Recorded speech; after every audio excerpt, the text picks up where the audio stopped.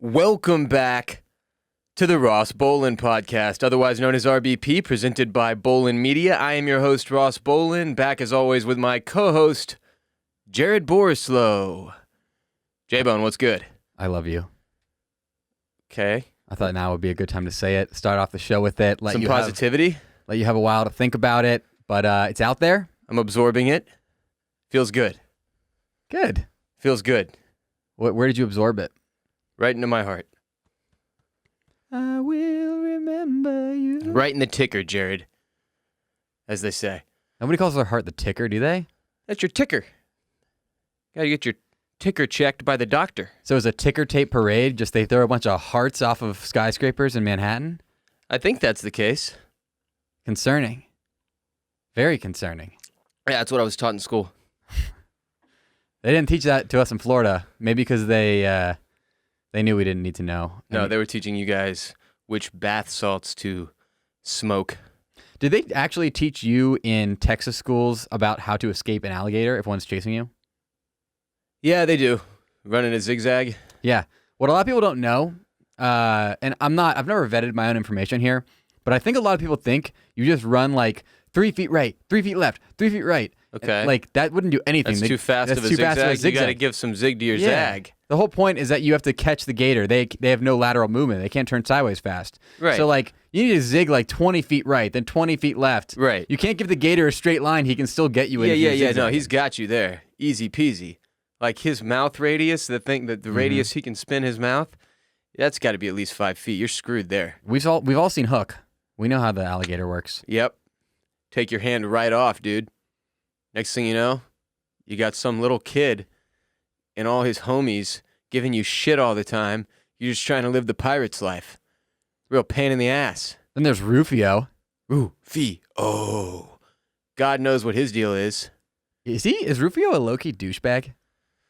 I'm really worried he may have accidentally passed away. You know how we lose all these random celebrities? God, I hope he isn't one of them. Yeah. Anyway, I want to start today's show by giving special shouts to my lawyer. You know who you are, and I'm not positive he wants me throwing his name out there as of now. But this dude is a Harvard undergrad, UT Law graduate, partner at a major firm in H-Town, my hometown, and pro bono has helped me out with some real ass shit. And I appreciate that man forever. That's my lawyer for life. I always joked on this show that if you don't fulfill your quote-unquote legal obligations as a listener to share the show with other people, that I would sick the dogs on you, the lawyers, the law dogs. Just something to consider. We're rolling heavy over here in every way now. And J-Bone is using resistance bands for physical therapy now, so he's getting huge for white boy summer or hot boy summer or whatever this summer is. Furry little half Jewish boy summer is what Jared's waiting on. Yes, I don't know if it's going to take off, but I'm here. I'm doing it. Yeah, and we appreciate everybody, by the way, who has hollered saying the hard work we've put in with the show and our marketing on social media and how it's showing. It means a lot. As always, if you can share the show with your friends and family, it means a lot to Jared and I. Word of mouth, your word is always going to be the most effective way for us to gain new listeners and get more people laughing and crying with us. So share the show with someone you know. And we will make this episode, a great one in exchange. Are we going to do that for them? Let's go. I was planning on having a throw episode, one that in 20 years we'll look back on and be like, damn. That's an embarrassing one? Yeah. Nah, I pull up. Okay, well, if that's the case, Ross, I'm here. Furry Little Jewish Boy Summer starts now. So this episode is going to be having that vibe. It's you and Little Dicky. Shalom, bitch. Yeah. This episode of RBP is brought to you by Liquid IV. When we push our bodies hard or we're just feeling run down, it's extremely important to take care of ourselves with the proper vitamins and nutrients, and that's why Liquid IV created Hydration Multiplier Plus immune support to maintain and strengthen your immune system. When you record 17 podcasts a week like Jared and I, it's imperative that you stay both hydrated and healthy. You can't be running around sounding like a sick boy on the microphone. Shouts to Austin allergies, coughing, sneezing. Nobody wants to hear that. That's why we both crush Liquid IV each and every day. I drink them before recordings. Yeah, Ross, guess before what? Runs, before workouts, Jared. He's drinking one liquid right IV now. Right now. Out of his liquid IV bottle, I believe. Oh, no, it's not. I had some out of my liquid IV bottle earlier, though. Yeah, we got anyway. sent that and you kept it because you wanted it really bad? Oh, yeah.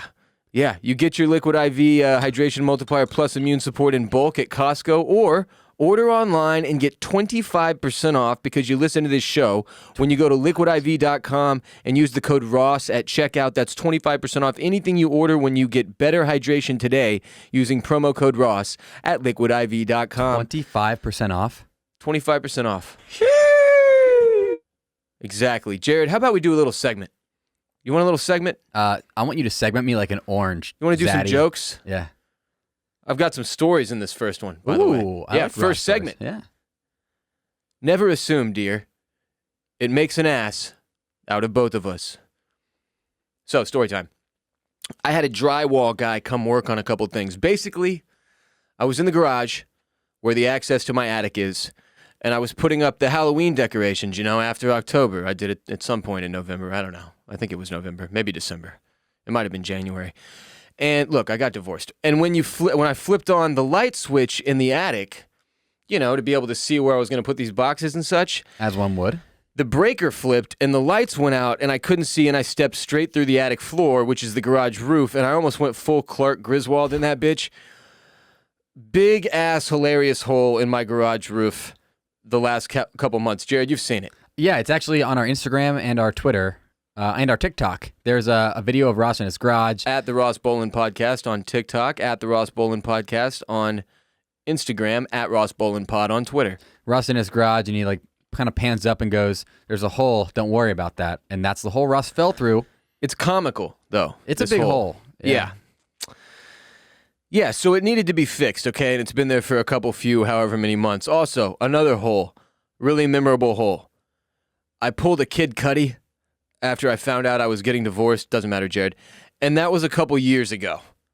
So that hole needed to go. Legit, I hung a picture over it. It was just I was just like, fuck it. It was in my bathroom, the master bathroom in my home. So, nobody else saw it except for me. And then COVID happened, and I was like, well, fuck it. What's the Kid Cudi reference? I'm not going to explain myself here. Plus, when the OG stream room, as I call it, where I was streaming on twitch.tv/bossrollin all the time, when it was originally built in my house and put sound treated, there was a lot of trial and error, so a lot of holes were created that needed to be filled. Jared, you know a lot about getting holes filled. Yep. Is that a joke about my second anus again? I don't know. So I tweeted about how I needed a drywall guy or girl, whatever. And you can't find drywall people, folks, in Austin right now due to the freeze-pocalypse a few months ago. A ton of people had pipes freeze and shit, and when that happens, you end up needing drywall work. And this dude on Twitter responds, and he says, I got you. I can come right now. And long story short, these two dudes show up to do the drywall measurements, and they're both absolutely stoned out of their minds. Somewhere along the way, I realized the dude that responded to me on Twitter doesn't even follow me on Twitter. So Jared and I were confused. How does this dude know? Wait, what? Was he searching on Twitter like Austin Drywall or something? So I asked him how he found my tweet, and he tells me, oh, his boy that's here with him right here, the guy that I assumed was his coworker at the drywall company that he's running or something, his boy is actually a follower on Twitter, and he gave him the lead.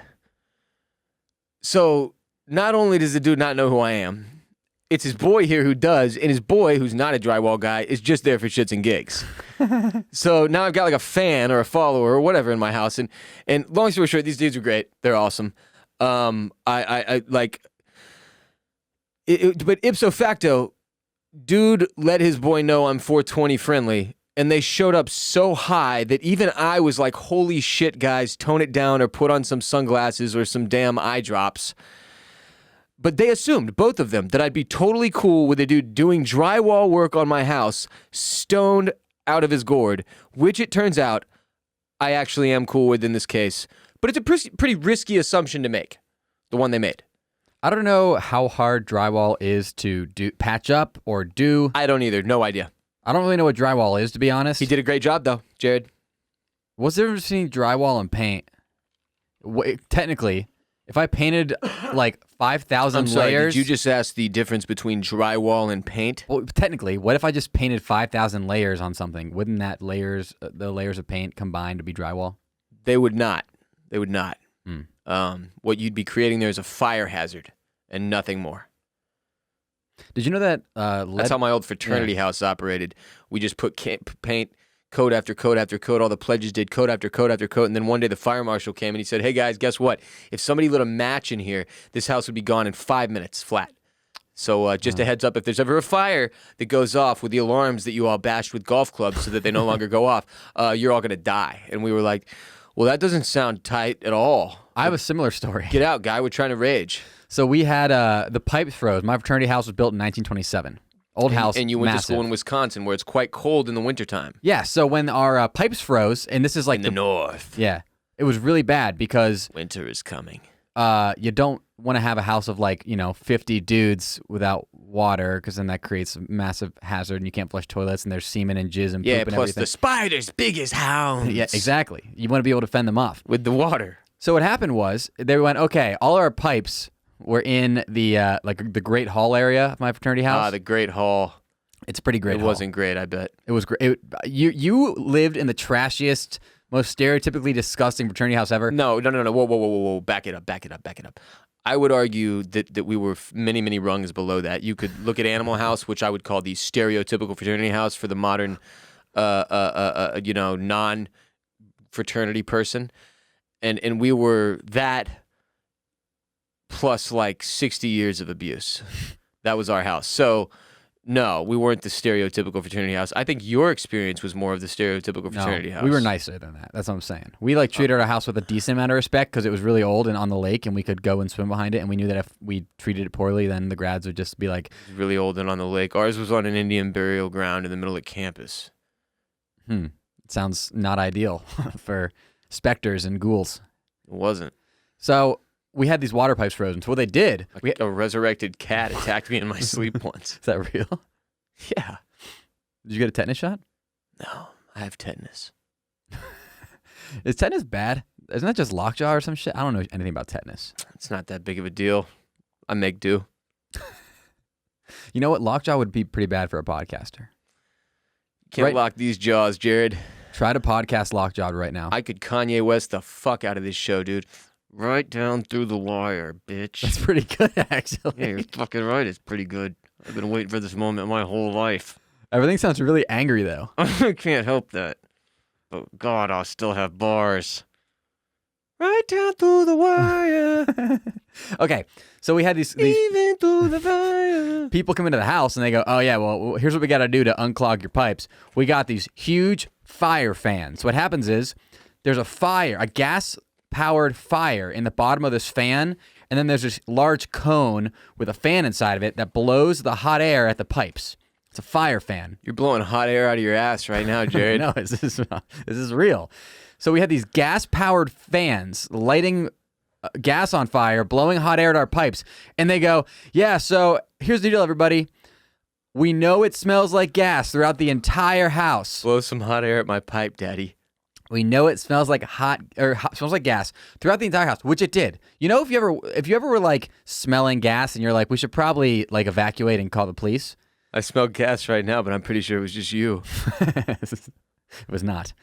It was not me. So they told everybody to just go to bed and disregard the gas smell. And we literally, all of us got together and said, boys, if we don't wake up in the morning, we're the dumbasses. Because we are going to bed smelling gas. Y'all went to bed? Yeah, we were told. See, my move there would have been to get so fucked up all night and not sleep, probably utilizing some type of stimulant, that if I go down, I at least want to be awake for it. You know how in The Wolf of Wall Street he yells out, I will not die sober. Well, I'm certainly not dying of fucking sleep until I'm at least 60, and then I'm cool. But I don't want to die in my sleep at 30 fucking 3, bro. Yeah, I want to feel that. If I'm going to go right now, I want to know. I think what I did was I put a towel under my door and I opened my window. And I think I said, well, at least I'll be able to sue for a lot of money if I die.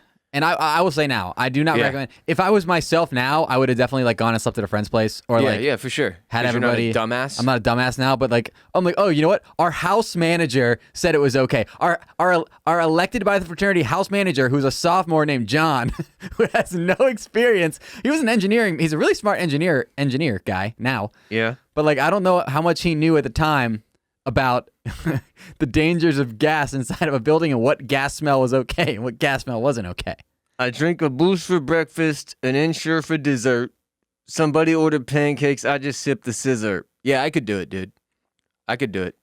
If we hit 2,000 patrons next month, you're going to do a whole podcast lockjawed. So this whole story about the drywall guys reminded me of me and actually my former employer where Jared and I both started our content careers, where we housed a brand, our most popular brand, which was catering to frat dudes on the internet mostly.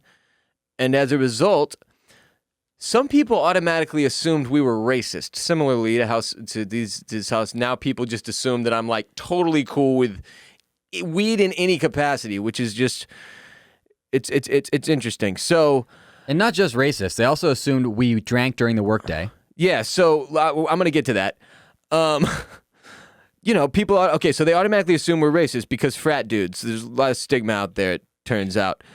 So this would result in anyone from like a random lawyer to some potential business partner, interns to random celebrity visitors, dropping everything from like questionably racist jokes to saying full-blown racist slurs in our office because they think like we would think it was cool, despite us doing literally everything in our power to convey the opposite. It was pretty wild. Like people assumed we would be cool with racism. It happened to me probably 15 times over my 6-7 year career there, where somebody came in and just said something absurdly racist. And then what Jared brought up, at one point, an intern came in to visit headquarters from out of state and was legitimately shit-faced straight off his flight pre-lunchtime. It was amazing. He came into our office obliterated, where at no point, well, that's not true. At no point did anybody normal work drunk. There were a few here and there's. You know who you are. You fucking scumbags. They got drunk on the job quite a bit, but, they were mostly writers, and frankly, writers, you got to do what you got to do. We're sick people, writers, And that's a different kind of job, Are you still a writer? You're a New York Times bestselling author. Yeah, I'm still a writer for sure. Like, I write for a show sometimes. I guess, yeah, writing for a show is still a writer, yeah. You're like reading stuff you wrote. And there's like specific people I would be cool with working on me stoned or drunk or whatever, or working on something for me stoned or drunk. Like, I'm clearly okay with the drywall guy being high. I don't want my brain surgeon to be stoned. That's not what I want. It's just the whole thing is weird. What about your Uber driver? I feel like 75% of my Uber drivers are stoned. Is that accurate, you think? 75%, you think? Mm-hmm. I don't know. Anyway, we have a hotline call to further discuss some of this later in the show that I'm looking forward to getting to as well. Teasing a little hotline segment that we've got at the end there, Jared. Oh. You like that? Stick around for some calls from listeners from 888-WR Bolen. But yeah, one time this intern came in obliterated, so it's just funny. As Moira Rose says, never assume, dear. It makes an ass out of both of us. Moira Rose is a character from Schitt's Creek. Mm. We have a TV and film podcast, Oysters, Clams, and Cockles. Oysters, Clams, and Cockles. OCC, as we call it. You should listen to it. Yeah. That's it. That's the theme song to that very podcast that we were just talking about. Jared, what if I told you that we have a sponsor that will sell you shorts that you can go to the beach, swim in, work out in, play disc golf in while making love to a forest nymph? All at once.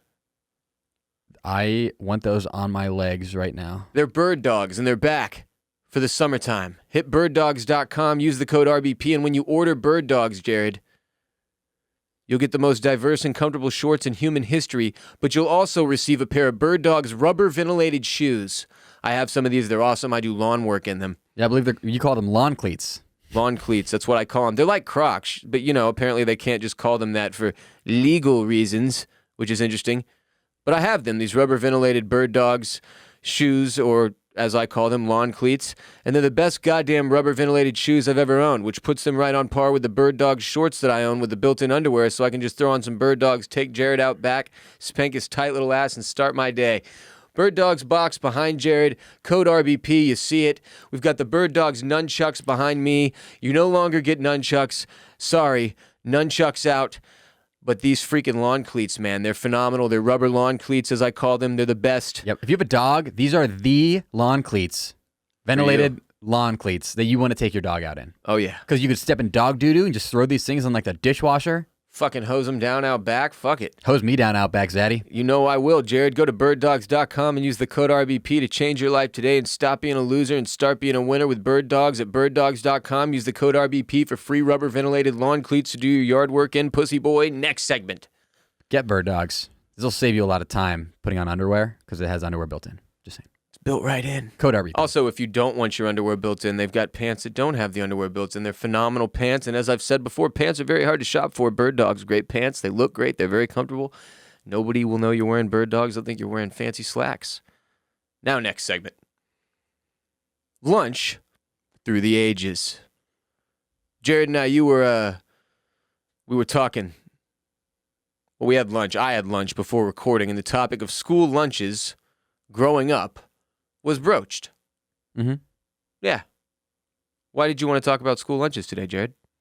Really, it's like growing up, lunch is the best part of the day, right? Because you get out of class if you're in school. You get to eat delicious food that a lot of times either your mom packed for you or back when we grew up, I feel like cafeteria food was a lot better if you were a cafeteria food person. Oh, God, yeah. Cafeteria food, bro. And when you get older, lunch becomes something you go, oh, got to get this shit in my body so I can get the expense report to Bill by 2 p.m. so that I can clock out by 5:30 and then go home and have my wife ignore me. Yeah, lunch changes a lot over the course of your life. And lunchtime, it's a pretty good indicator, really, of where you're at as a person, like how in control you are of your own life, or how absolutely spinning the shit out of control you are. Like, if you're eating cat food for lunch and you're people, well, that's bad. Like, if you're eating gas station hot dogs or quote-unquote pizza for lunch every day, that's a pretty good indicator you don't have your shit all the way together, know what I'm saying? Yeah. So when you're a young kid, like what Jared's talking about, and I'll say, man, like middle school lunches, like I got to go to private school for middle school, okay? I was a spoiled, young, privileged lad. And the middle school cafeteria lunches at St. Francis Episcopal Day School in Houston, shouts to my principal, Miss Chisholm. She was the GOAT, is the GOAT, remains the GOAT. Shouts to all the wolves out there. Those lunches were the best. You said Chisholm, right? Chisholm. Not Chisholm. Hey, stop that. She's a sweet old lady now. I was making sure what you said was what I heard. She legit, like, for real, this is a sweet old white lady. And she let me listen to Outkast in her principal's office when I got in trouble, bro. Like, she let me, I specifically remember to this day, sitting in her office and I was listening to Miss Jackson. And it was like a life-changing moment for me. You know, I'm sorry, Miss Jackson. Ooh, I am for real. You know that song? I do know that song. Yeah, Andre and Big Boy, baby. 3 Stacks. I was listening and it changed my life, that moment. It was when I was like, yeah, okay, I'm done with like Pearl Jam or whatever the fuck it is my dad was listening to, Metallica. I was like, this is not my music. Like, this is my music. I'm saying it was weird, like a little white lady let me find that moment. It's crazy. She could have been racist and been like, turn that noise off. Yeah. You know? So what like specific food items do you remember from middle school? If you don't like hip hop, you're racist. That's what I'm saying. What's that? What specific food items? Pudding. That's like a big one you liked? Grilled cheese, baby. Yeah. The grilled cheese from the cafeteria. The issue would be this, though. J-bone. Chicken fingers. How about the teriyaki beef dippers? Do you remember those? No. Yeah. I don't think I ever heard the word teriyaki until I was like maybe 24. You a sloppy Joe guy? A rib witch? I made some extra sloppy for you. Lady, you're scaring us. My favorite Billy thing, Madison, Jared. I know you don't watch movies. I don't watch movies. My favorite item was a soft pretzel. They would do a soft pretzel. I will say this, though. I was never a carton of milk or bag of juice guy. I would just drink water. I'm going to be honest with you, man. I'm sitting here thinking about it like, what was I really stoked for? Which lunch day? Hot dog day? Pizza day? They had those little individual serving pizzas. Grilled cheese. Ooh, the chicken O's. Frankly, now that I'm looking back on it, because I know how much my parents paid for this shit, Bro, they should have had some better food, like in terms of like nutritional value, but Yeah. in terms of like being dank, this was I would pay $20 a day to go eat in that middle school cafeteria right now. 20 fucking dollars, because it was a stoner's paradise in there. Like they had every item you could possibly want to shovel into your gullet. Plus, they had individual serving cereals.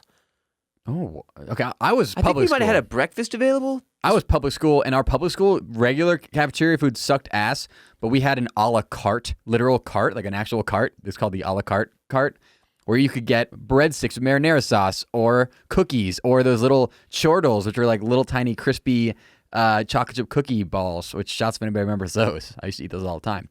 Bags of chips. Yeah, dude. The a la carte cart was where it was at in middle school. It was the best, and I didn't know the world had like real pain or struggle until I was like 14. So middle school was like zero actual weight or consequences to anything, and I hadn't hit puberty yet. Like I was a late bloomer, you know what I'm saying? But other people had, so like boobs definitely existed, and I was into them. I just didn't have the mental capacity to handle them yet, really. So I was like, And the physical capacity. well, I had hands. You know, like I still enjoyed boobs at that point, you know. I like boobs. I still like boobs. Well, now I'm just Kavanaugh. what I'm doing is deciding whether or not to tell the story of the first time I got to feel boobs, and I'm gonna opt out. It was consensual. It was just in a movie theater, and it feels weird now. And I don't know. I was a little kid. It just anyway. People had boobs. Is my point. There were boobs. Lunchtime was just grubbing, bro. Like straight up going through the lunch line and having at it, pudding and shit, like I was saying. Would you eat your pudding without a spoon?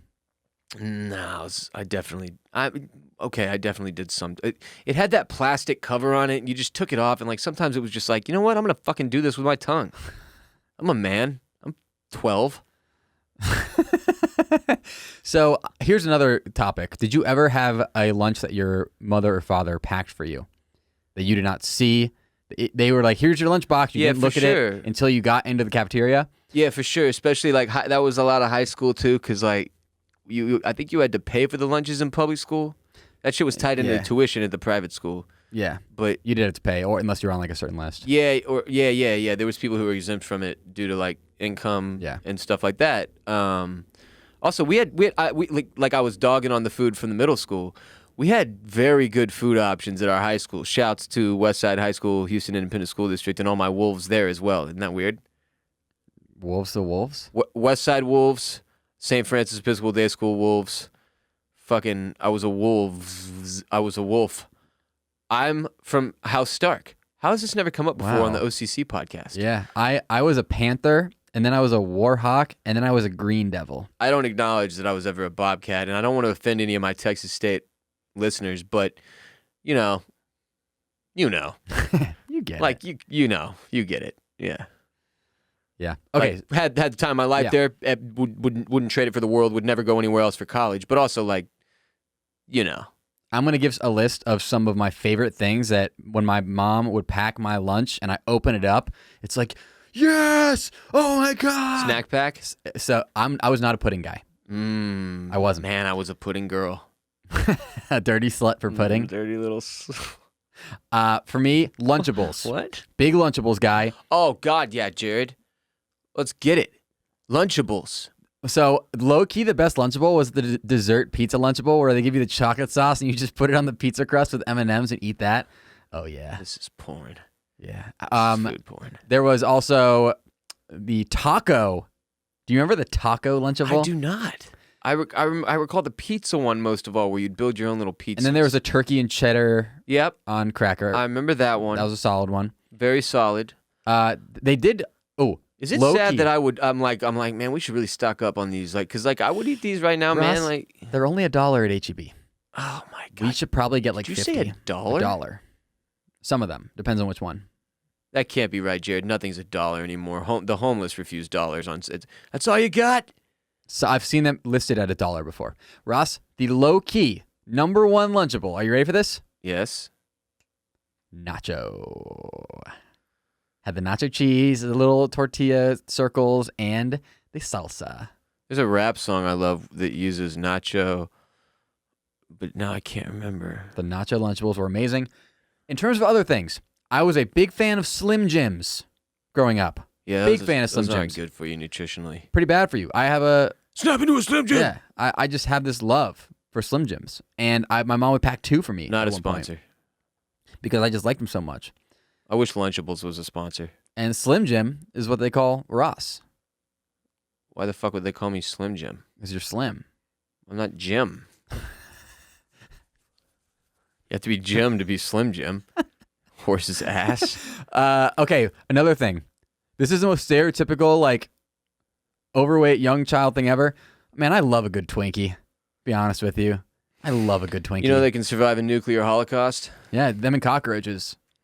That's the world. After China nukes us. I feel like you're going to crawl out of there, you know? I mean, I do Like have a good you're immune gonna system. make it. Yeah. Honestly, like, I'd be surprised if I didn't survive a nuclear holocaust.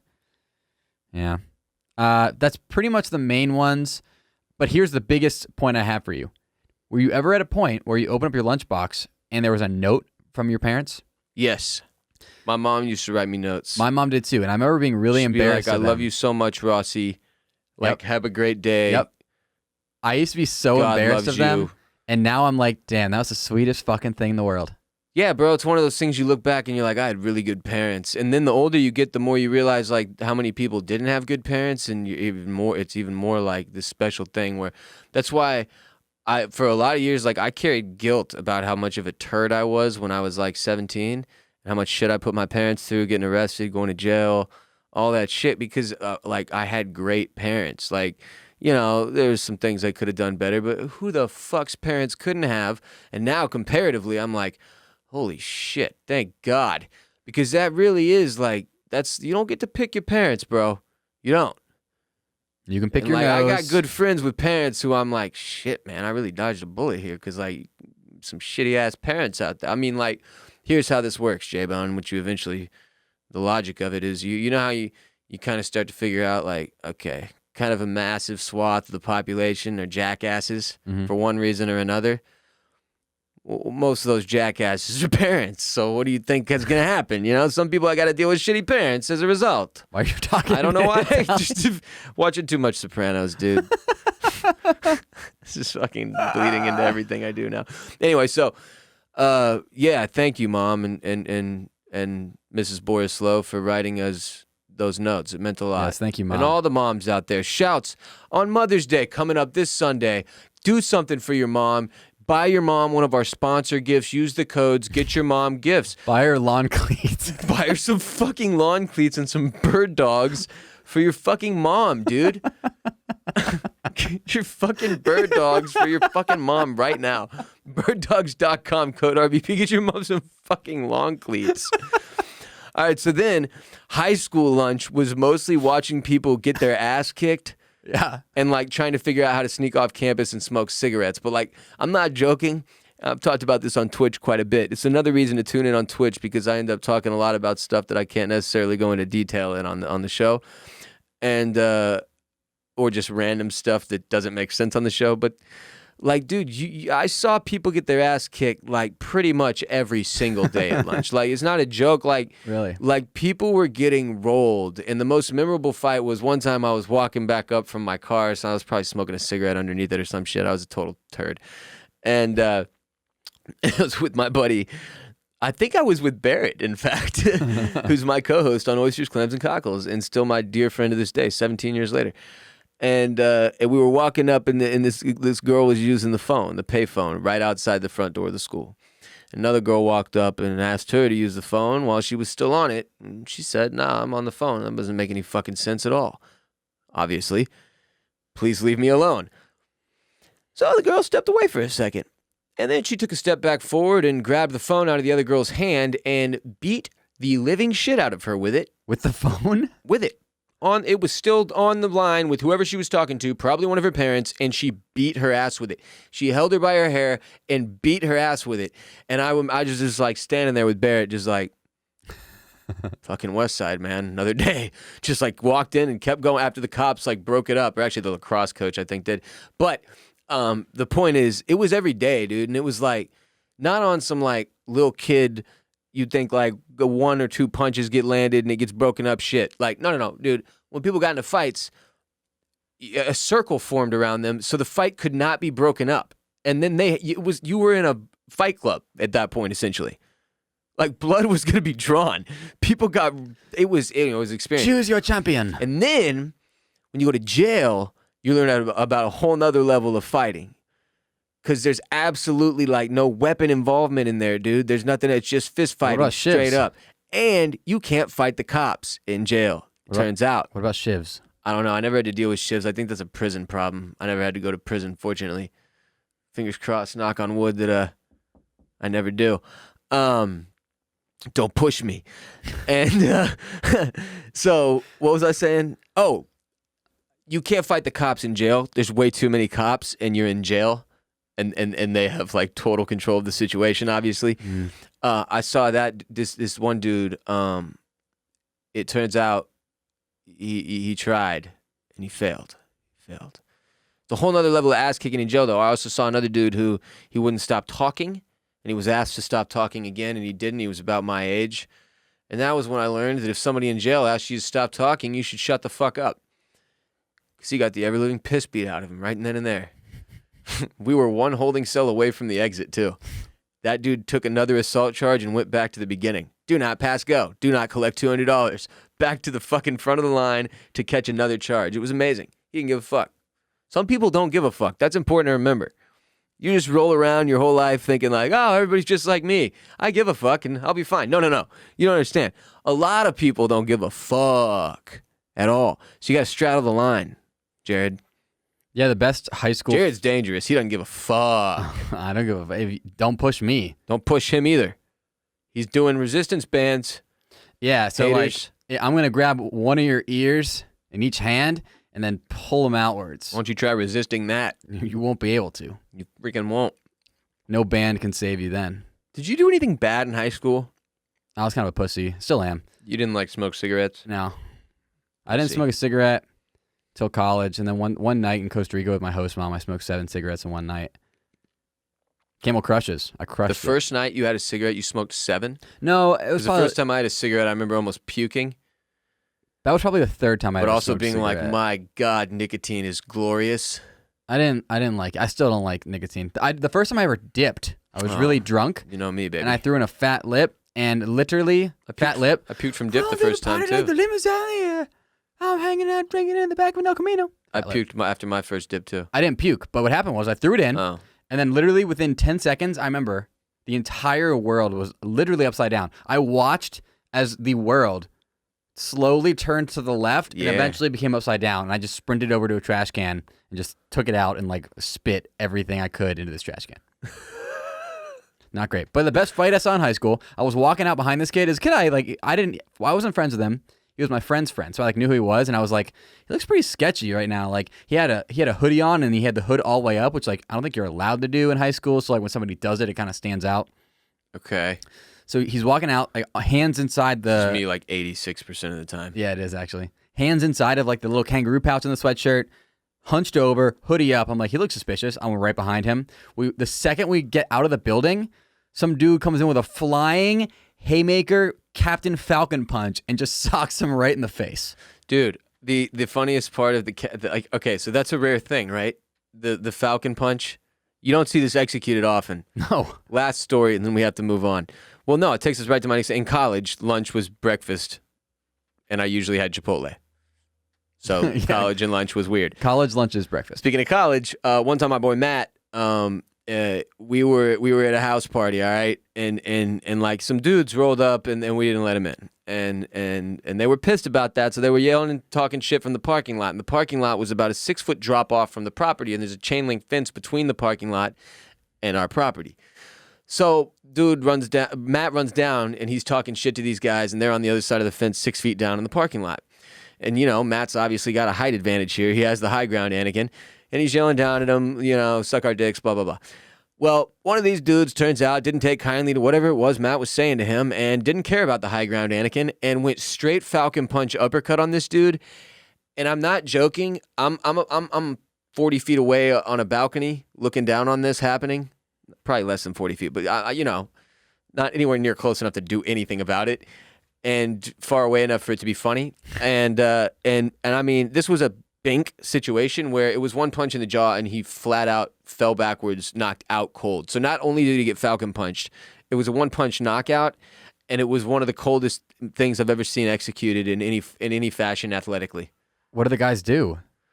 They bailed because they just knocked someone out cold, and there was 40 other people inside. The fight had been won. It was time to get the fuck out of there. Yeah, realistically, like what could you do in that case? Like, what do you stand there over the body and be like, "Who's next?" I have no idea. You just look down at what you've done and then you leave. You go, "That's fucking right," and you get in your car and you drive off. Yeah, and that's it. Yeah, that's absolutely it. As a young adult, I did eat cat food. As a post-grad straight out of college, like, for sure. like literal cat food. Yeah. No, realistically, I ate whatever my employer wanted for lunch. That was typically what I had. So whatever they wanted, I worked for a startup, so wherever they took us for lunch, that's what I had for lunch. You know what I'm saying? Every single time. As an adult, I feel like I became an adult at 30, and then the pandemic destroyed any semblance of normal lunch routine that anyone had, I guess, right? Like, does anybody even have lunch down anymore? As you know from working with me, Ross, I typically eat lunch in between the hours of 2:30 and 5:30 now. Yeah. I don't really understand it. I don't know. It's not really lunch because it's not powering me through the day. It's like already at the end of the day. Yeah, it's weird. Your schedule's strange. I eat, but I respect it. I eat like coffee for breakfast, and then I have dunch at 5:30. A nice dunch. I love a good dunch. Is that a bad word? I drink a Boost for breakfast and Insure for dessert. Somebody ordered pancakes. I just sipped the scissor. You already said that this episode. I know. What is that line from? Through the Wire, Kanye West. Oh, is that about when he had lockjaw? Sad when Jared doesn't get my layered jokes. Remember that time he thought Shitto was trolling me? What a dumbass. Back to what you were saying. Damn it, I wanted to hit back to you, Jared, but yeah, see, this is why I should have a soundboard. Fuck. I don't even remember what I was saying, to be honest. Oh, wow, you've completely derailed. I'll add, post-divorce lunch is depressing as shit, dude. For me, every meal was a reminder of my kitchen inadequacy.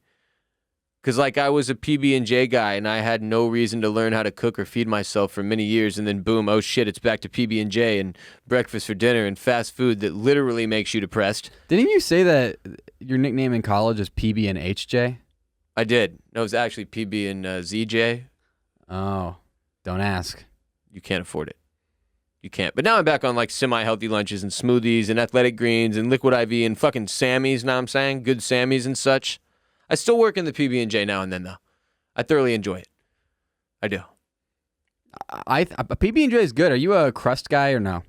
Oh, what the fuck? Yeah, I'm a crust guy. One of the weirdos who takes the crust off? I never understood that. Are you that much of a pussy to where you can't eat crust? I just don't even know, like, what it like. Is it the texture that you don't like? Is it like, because what are you, 6? Back to you, what is it? This is like a thing you carried from childhood? Because little kids, they're specific about shit. I get it. You got to cut the crust off so they eat the thing because you got to get the kid to eat. But you're a fucking adult human. The shit is your deal. Quit cutting the crust off, pussy. Eat the PB&J with Cheetos and milk like a man or woman or anything in between. Yeah, maybe I think it tastes burnt. Like, because crust obviously is like slightly burnt bread. It doesn't taste fucking burnt. It doesn't taste burnt. Slightly burnt bread? You think crust is slightly burnt bread? Well, it's just the outside shell of the bread. Yeah, it's because like it's more the bark burnt. of the tree. It's the bark of the brisket. Okay.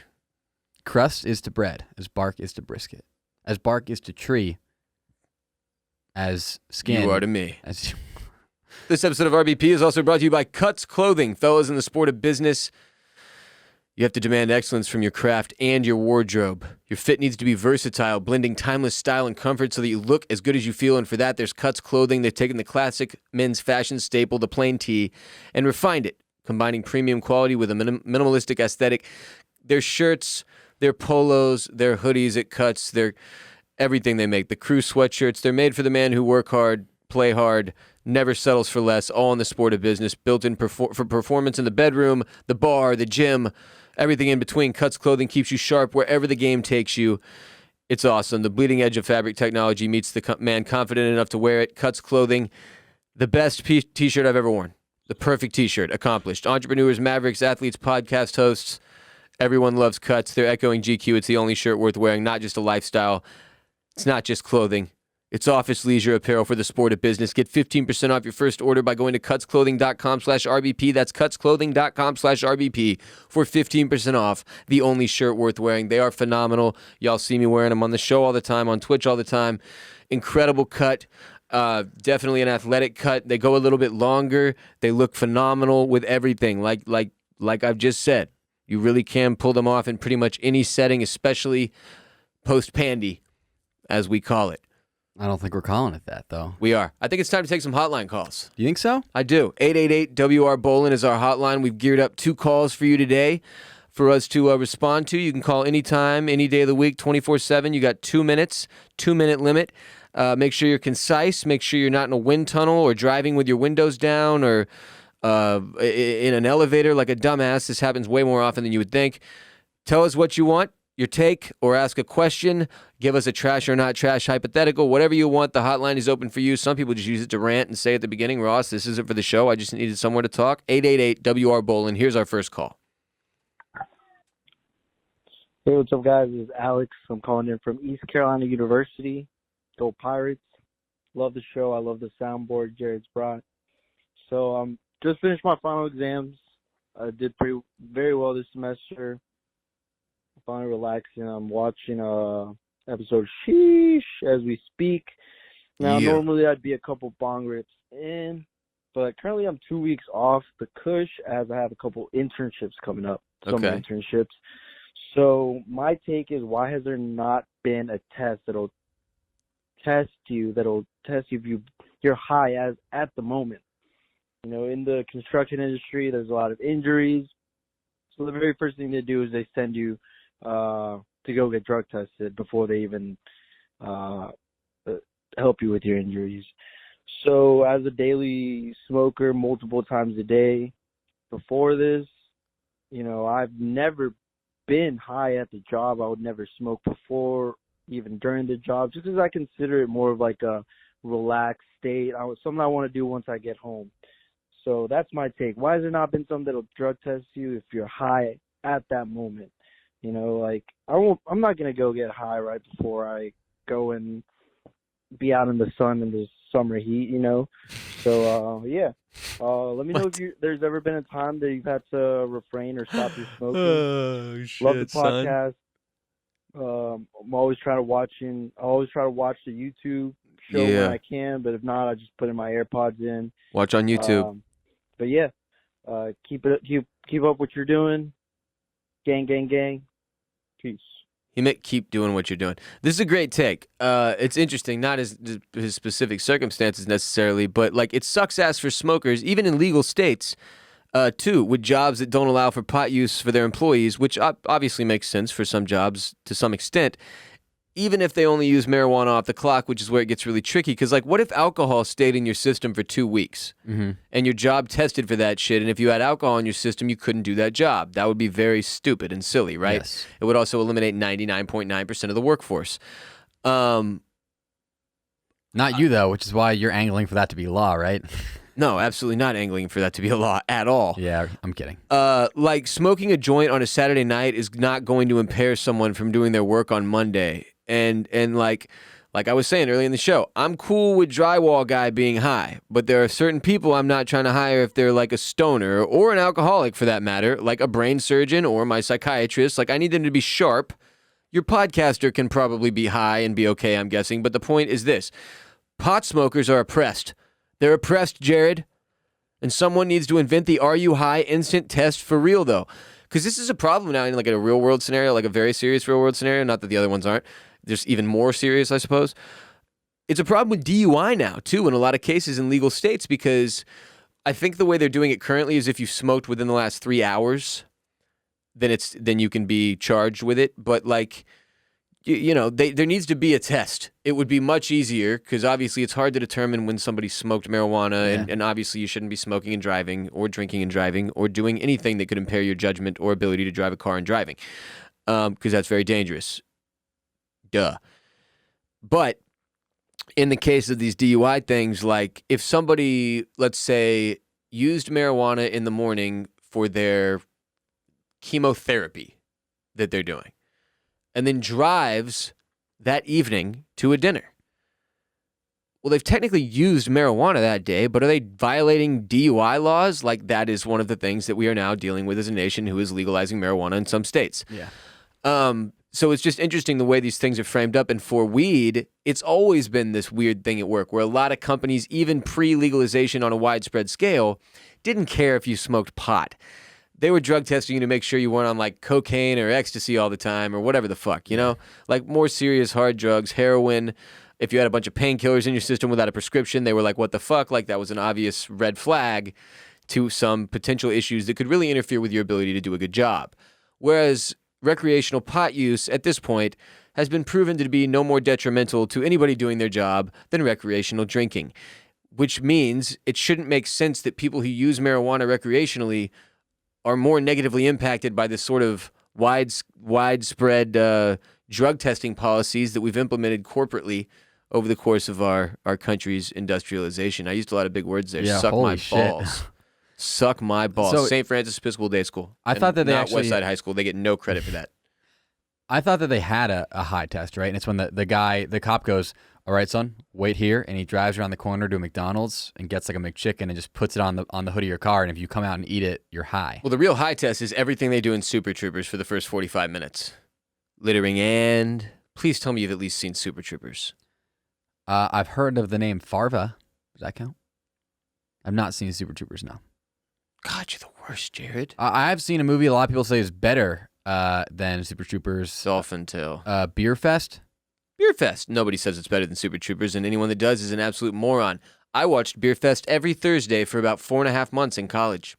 As a pregame ritual with my boy Matt, who got knocked the fuck out with a Falcon Super Punch, and that's how you take everything full circle by accident. We got another hotline call. Would you like to play it, Jared? I'll do that right Here now. it comes.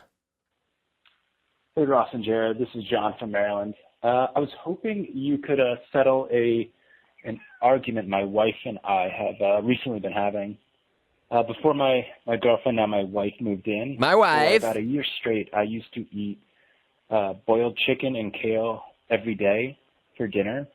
I would get home from the gym. I'd throw a pot of water boiling, throw 2 pieces of frozen chicken and then some kale on top, go shower, and come downstairs and be ready to eat. My wife thinks it's a psychotic move. However, I think it's the way to go. A, you save a ton of money by not worrying about condiments or flavor. It's super healthy and it saves time. I think this is the way we all should be moving for all of the future, is to just boil our food and get over this needing to cook things fad. Bye. Yeah, no, that is a totally fucking psychotic move to boil all of your meals. So okay, just to understand, was he saying he's bringing a pot to a boil, dropping kale and chicken in it? Kale and frozen chicken right out of the freezer. And then allowing it to boil and then eating that like some kind of cabbage soup situation? No, so then he strains it, he takes all the water out, and he has unflavored, unseasoned boiled chicken, and then boiled kale. So it's been, blanched is the word you'd use, and then he has like slightly cooked kale. Here's why this is disgusting. Neither of those things have flavor, and even if you're like adding seasoning after the fact, none of the water molecules within the food has any flavor. You're just like covering mud with salt and then eating it because those things inherently taste disgusting. Boiled chicken. Look, dude, as a guy who at many points in his life has eaten like a peanut butter and jelly with Cheetos and a glass of milk for lunch every single day, I'm disgusted by your behavior. Even as a piece of shit cook, like you, sir, this is serial killer behavior on a level that is truly psychotic, and I'm concerned that you've failed to at any point figure out what. Do you not have the ability to taste? Because if that's the case, this is the ticket. Like this do is the your thing. move. If he has no taste But buds. if you're like, do you not enjoy food or meals, sir? Do you not enjoy tasteful, flavorful cuisine experiences? Because this is this is how I would eat in World War II if we were rationing. It's quite frankly disgusting and off-putting that anybody would live like this. Your wife is completely right for calling you psychotic. I can't believe she married you and knew this about you. Yeah. Whenever she says she's going out to get dinner, you should see where she's really So, going. and also, is she saying like this is fucking crazy and I'll cook for you, and you're refusing, saying no, I want to stick to my boiling routine? Because if she's offering to cook you real meals, like, you should really take her up on that, because what you're doing is essentially like what guys in prison with no other options do. They boil their toilet water and turn it into booze, which is on par with what you're doing. Part of it for him is the health aspect. He says it's really healthy. It's not really and what cheap. they do to make alcohol in prison. I just made that up, but go ahead. He said it's healthy and cheap, so he likes both of those aspects of it. The healthy aspect of it, is it? Yeah, it's healthy. It's just protein and vegetable. Yeah, but is that the only two things he's ever getting? Is this like lunch, breakfast, and dinner? I bet you if you asked him that, he'd go, well, kale is a superfood. Fucking kale people. Yeah. Kale me, Jared.